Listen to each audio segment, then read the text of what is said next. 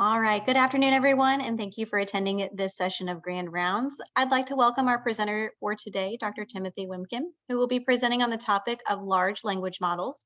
At this time, I'm going to stop sharing my screen and turn the presentation over to him. Awesome. Thank you very much. Share my screen here. So we have not a ton of participants today, so I'm going to kind of cruise through stuff because I'd rather talk about how we use ChatGPT and things, because I think it's changing a lot of people's lives and it's making things a lot easier and it's making things a little scarier. So let's kind of go through some of this stuff. The cool thing about this presentation is I just use ChatGPT to help me build it. So there we go. So quick note, there's a lot of language models available right now. I mentioned ChatGPT a lot because it's probably the most widely known at this time.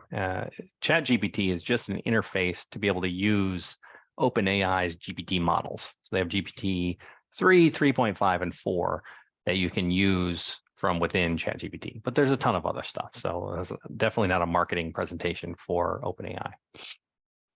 If you go there, you oftentimes see this. It's not so bad anymore, but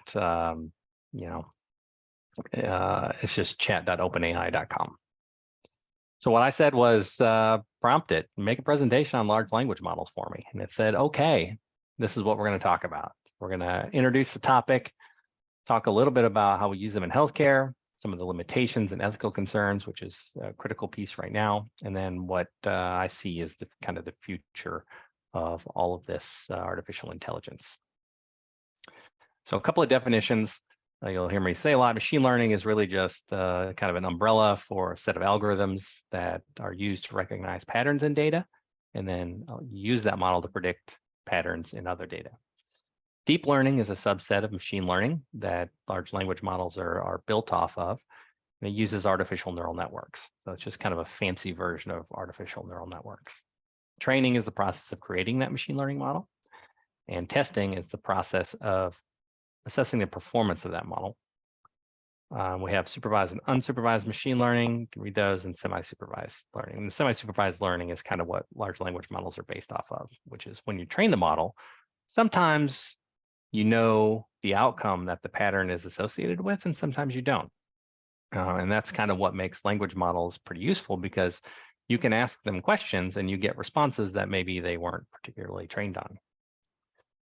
So a large language model is a type of artificial intelligence that's designed to generate human-like text. And that's all it's doing. It's not thinking, it's not regurgitating any other information, and it's trained on massive amounts of text data. So for example, GPT-4, the GPT models are trained on the internet. So it's the massive amounts of data. So it looks at all the words and how we write and the patterns in those words, and then is able to piece together similar things because it's seen essentially everything because it's the internet. Once that model is trained, it can generate new text like the text it was trained on. So none of this is new. Large language models were first built in the 40s, but they didn't really become sophisticated like we have now until the early 2000s, and really much more recently in terms of how we perceive ChatGPT and GPT models and stuff. This was really the pinnacle and the turning point of when we were able to kind of create what we create now. This article called "Attention is All You Need." So this created this architecture called the transformer architecture that essentially all of our language models now are built off of.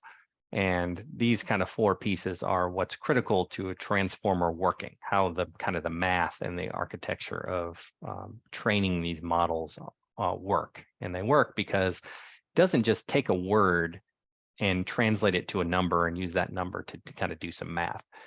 It can look at the word, the surrounding words, how that word is placed in the sentence, other words that are 5 paragraphs away, how are all these patterns typical to our language. And because of that, it can then reproduce things very, very similar to what kind of seems like someone in the computer talking to you. Here's a schematic of the explosion of language models. So we look down here at the bottom, and in 2015 in March, we started seeing diffusion algorithm, and then in 2017 is when that transformer architecture came out. We slowly started seeing the GPT models, BERT, some of these other things you may have heard of, Lambda, the Meta Facebook version in 2021. And then you kind of slowly sparse, but then we see in March of 23 of this year is the explosion of everything.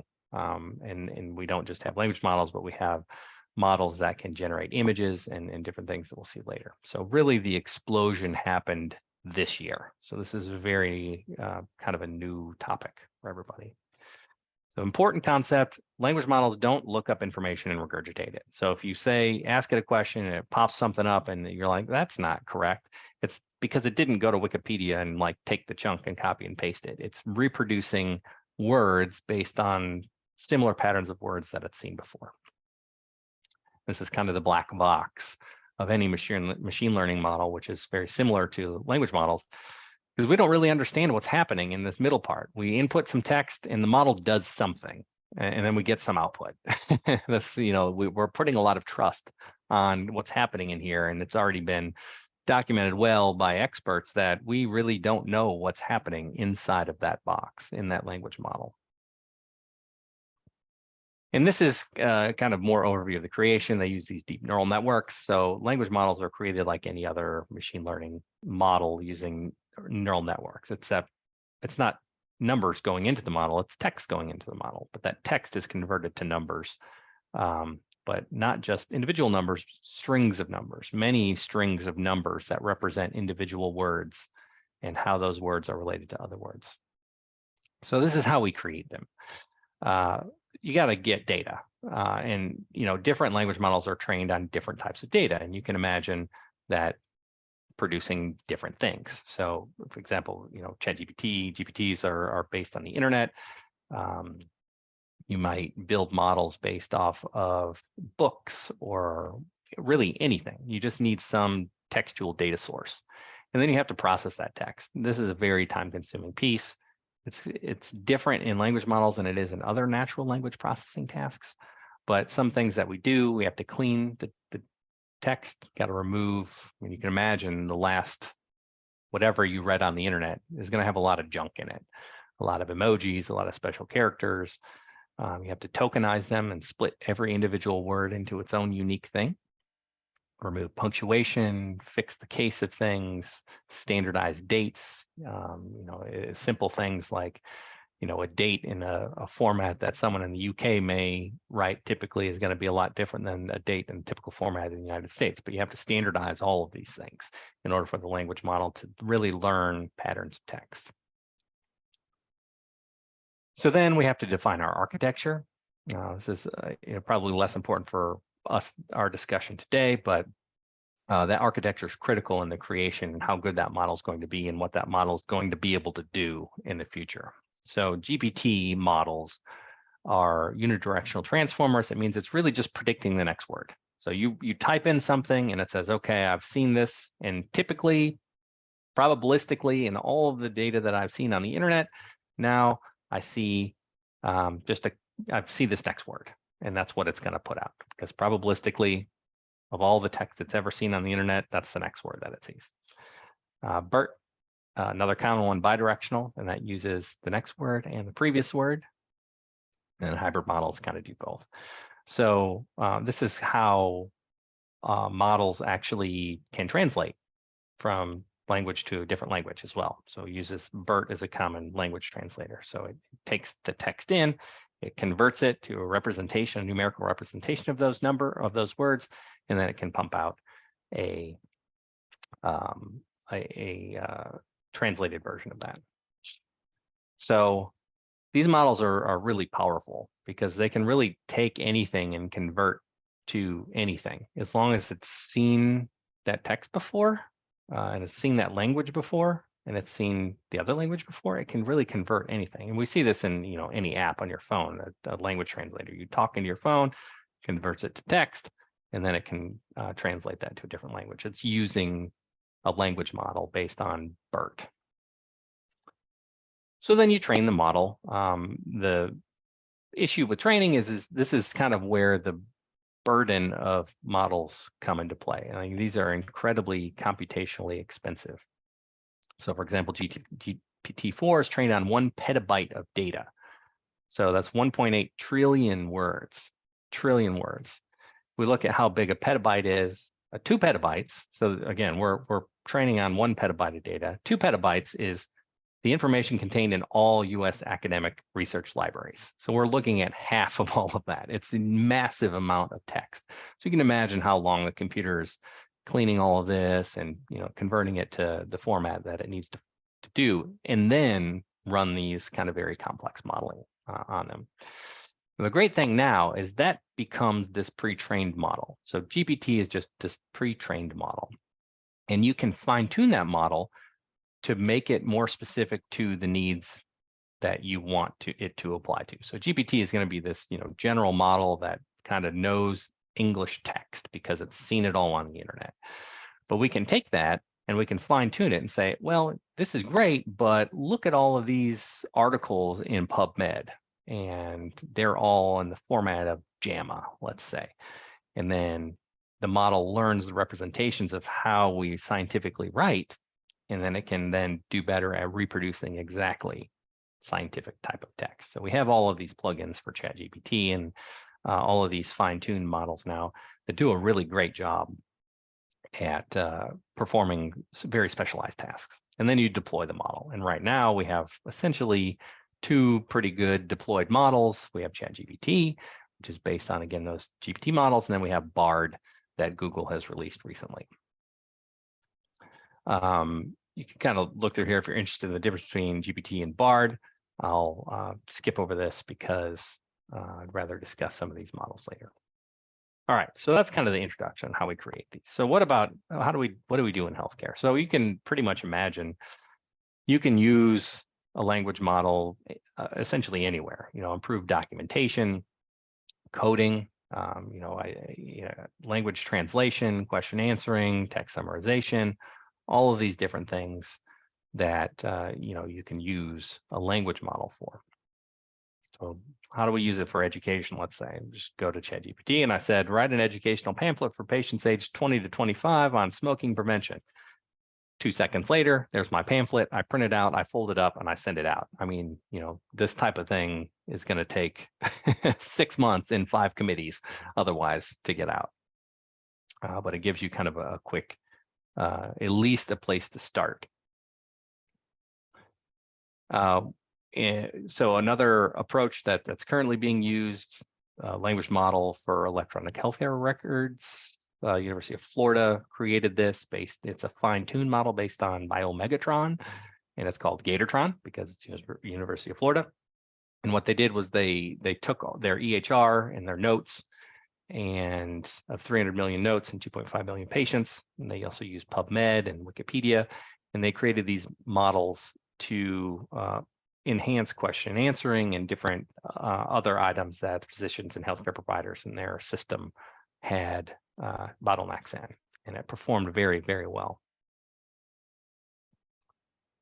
All right, so next we're going to talk about some of the limitations and ethical concerns, because this is a hot topic, probably seen in the news. Many people are actually saying we need to cease improving any of our models for 6 months to try to get a handle on the ethical implications and just the general societal implications of how good these models are.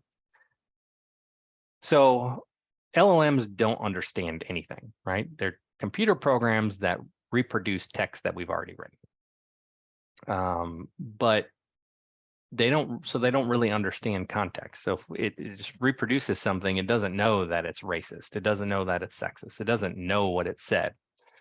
So the answers are just based on patterns in the training data, and it doesn't really have any understanding of that. So these LLMs are not sentient. They don't know what they're talking about. There's no consciousness here. Bias in training data is critical.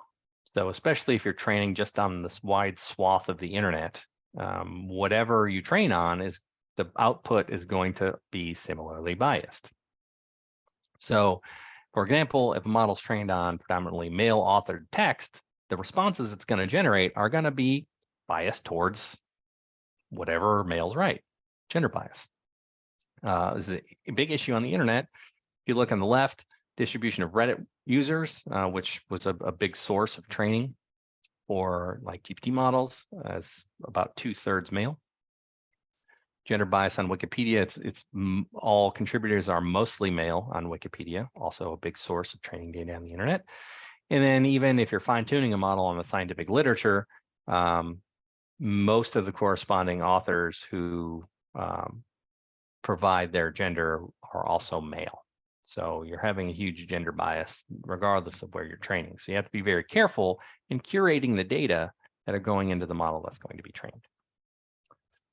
So we have algorithm bias. So whatever you use, what models you use can prioritize different pieces of data. I mean, it's not a language model per se, but it creates a bias because whatever you're using for your data become biased. So for example, Elon Musk forced the Twitter algorithm to prioritize his tweets. So then if you're scraping data from Twitter and using that in your model, it's going to be prioritized whatever Elon Musk is saying. And all of these things are becoming major issues in how we're prioritizing data and how we're curating the data that are going into the training model. Societal bias. So, people on the internet tend to just kind of type whatever, not even necessarily what they believe. But if you're scraping from, say, Facebook, for example, there's tiny hyperactive groups of abusive users that have large amounts of data that they're putting in. And therefore, if you're just blindly scraping data from Facebook, you're getting those biases from these very select few people. And this is really the case across many social media platforms. So efforts are being made to mitigate these, but this is not going to change. I mean, you can imagine, you're dealing with half of, currently, I mean, the next models are going to be even bigger than we currently have, but you're dealing with huge amounts of text data, and you can't have people go through and kind of curate those data sets manually. You have to be very selective up front in where you're getting data from and how you're using those data. But again, when you start doing that, you have less data and your model's less good at doing what you want it to do. And finally, even if we were able to do that, who's deciding what's right and wrong? Who's deciding what's going into the models? We can't, it's a tough ethical dilemma. There's also a very big lack of transparency. We don't know if you use Bard, you use ChatGPT, you don't know the response that you're getting, where kind of the training data came from. Was it coming from Facebook? Was it coming from 5 people on Facebook, or was it coming from the CDC? The amount of, focus you can put on that response is probably different based on if you knew why it was responding the way it was responding. And of course, we have, big people in the field, Google CEO saying, we got to brace for this. We're letting loose language models on society. We don't know how they work or what they do, but we don't really understand how the brain works either. I mean, that's that's not a great response, I don't think. Of course, there's misuse. There's already misuse in creating fake news, manipulate opinions, spread misinformation, writing scientific articles using ChatGPT. There's at least one article that's published with ChatGPT as a co-author. I mean, it's good that they added them as a co-author, so but how many people are using ChatGPT to ghostwrite things or fix things? Many, many, many people. And we don't know. And therefore, we don't really know where the information is coming from. And in the age of open access journals, if you have your $3,000, you can generally publish whatever. Journals such as Nature say you can't do this. So we're starting to see, so at least some thought go into regulating this. But again, you can't use ChatGPT as a co-author, and you're supposed to say, hey, we use ChatGPT to help, but you're relying on people telling you that or telling whatever. So there's privacy concerns, of course. As you know, anything you put on the internet is fair game. So something you've written on the internet is probably used in training in some model in the past. or will be in the future. So what's the future here? We're going to see increased integration with other technologies. You're going to see GPT models or language models in your electronic health record, in your healthcare system, and you're going to be able to question and answer. We're going to see more voice assistants, chatbots, and use of in a wider range of applications. I mean, we already know that Microsoft has bought 49% stake in OpenAI, and ChatGPT is going to be in Word, Excel, Outlook. It's in their machine learning platforms. I mean, you're going to say, hey, Word, write me this paper, and it's going to write you this paper.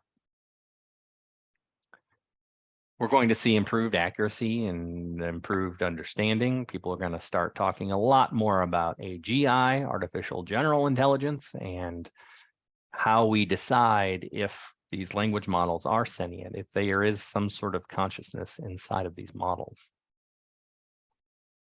Again, going back to biases in the data, if you look at training on the internet, we're going to see predominantly Western cultures, North America, Europe, present in the training data. If someone's asking a question from South Asia, Sub-Saharan Africa, they're represented much less. So we're going to start seeing better curation of the data, try to support these types of issues and limit some of these biases. So we'll address some of these ethical concerns,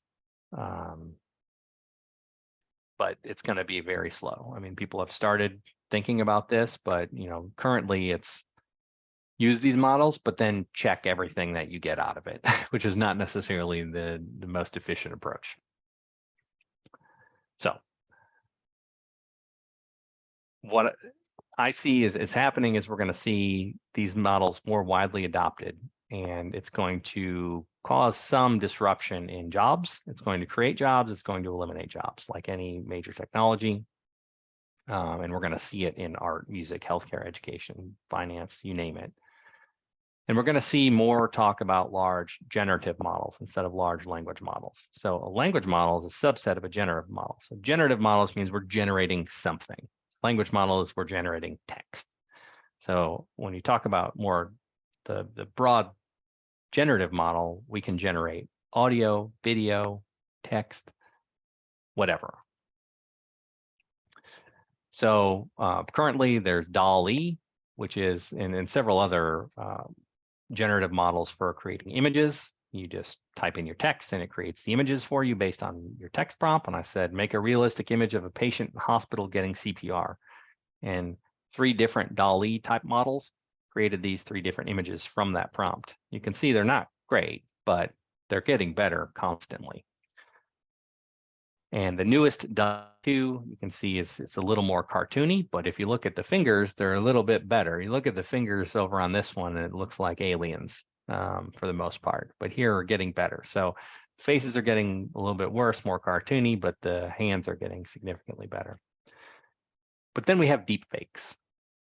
And this is, not just text and generating an image from text, but taking images and kind of recreating those images based on other images.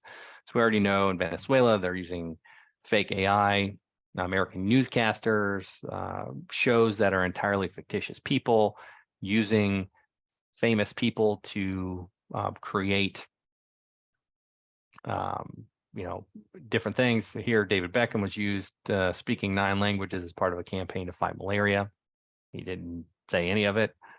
So they're the true goal is to really create these generative models with 0-shot learning, which means it doesn't have to have seen any data like this before. It can create something based on not having seen anything similar to it before.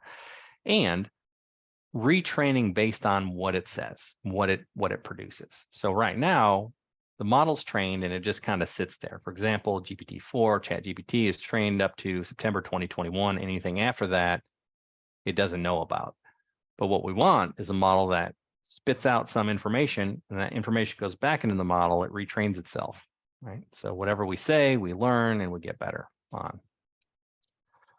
And it's already kind of happening.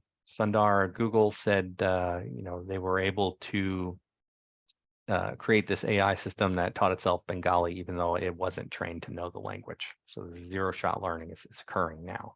How it happens, we have no idea. We don't know anything. These are black boxes, and we're using them, and they're super awesome, but we don't know what they are, how they work, or what impact those are going to have. So here's a couple of extra resources as suggested by ChatGPT, and that's what we have for today.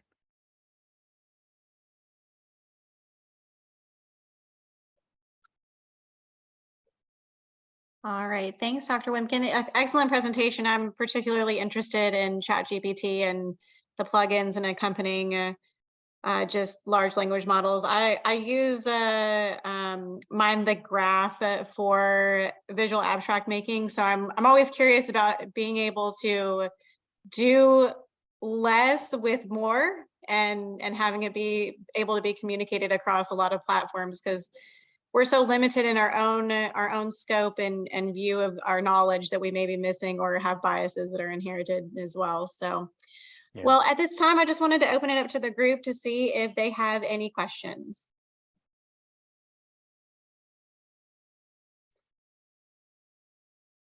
All right. Thank you, Dr. Wiemken. I want to invite everybody back to the Grand Round series next Wednesday at 12 Eastern time, and everybody have a great day.